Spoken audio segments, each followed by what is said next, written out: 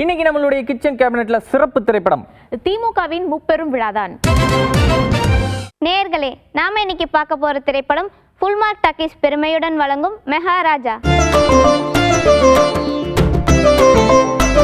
நடந்து முடிஞ்ச தேர்தலில் ஆல் பாஸ் ஆன கட்சியின் தலைவருக்கு ஒட்டுமொத்த தொண்டர்களும் கூடி வாழ்த்து சொல்ல அதையே ஒரு படமா எடுத்திருக்காரு இயக்குனர் கோவை கோமகன். கூட்டம் தொடங்கும் முன்னாடி தலைவர்களை வரவேற்க காத்திருக்கும் தொண்டர்கள் தங்களோட உற்சாகத்தை வெளிப்படுத்துறாங்க.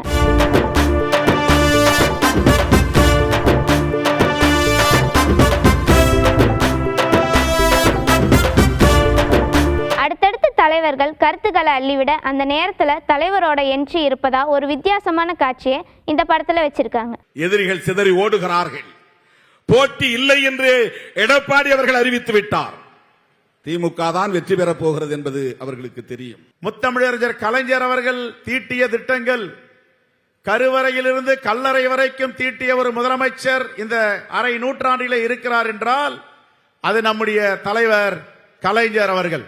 அவருடைய நம்பிக்கைக்குரிய அவருடைய வழித்தோன்றலாக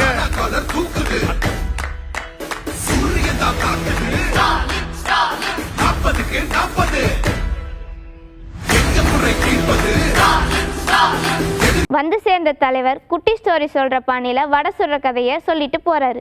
237 உறுப்பினர்கள் பாஜகவுக்கு எதிராக நாடாளுமன்றத்தில் உட்கார்ந்து இருக்கிறோம். பாஜக நினைச்சதெல்லாம் செய்ய முடியாது. இப்ப கூட தமிழ்நாட்டில இருந்து 40 பேர் வெற்றி பெற்று நாடாளுமன்றத்துக்கு போய் என்ன பண்ண போறாங்கன்னு சில அதிமேதாவிகள் கேட்கிறாங்க. அவங்களாம் யாருன்னா தங்களை தாங்களே அறிவாளியா நினைச்சுக்கிறவங்க. ஜனநாயகத்தோட அடிப்படை தெரியுமா அவங்களுக்கு? இப்படி கேள்வி கேட்டு அவங்க நம்மளை இழிவுபடுத்தல, நாட்டு மக்கள் தான் இழிவுபடுத்துறாங்க. 40 பேர் போய் கேன்டீன்ல வடை சாப்பிட போறாங்கன்னு சிலர் கேட்கிறாங்க.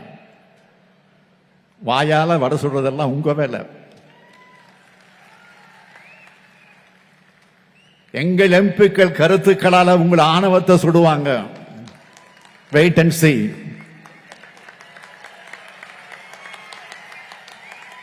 இந்த படத்துல எதிர்காலத்தை சிம்பாலிக்கா எடுத்து காட்டுற விதமா 40 தலைவர்களுக்கும் இளைய நாயகன் பாராட்டு தெரிவிப்பதா ஒரு காட்சியும் வந்து போகுது.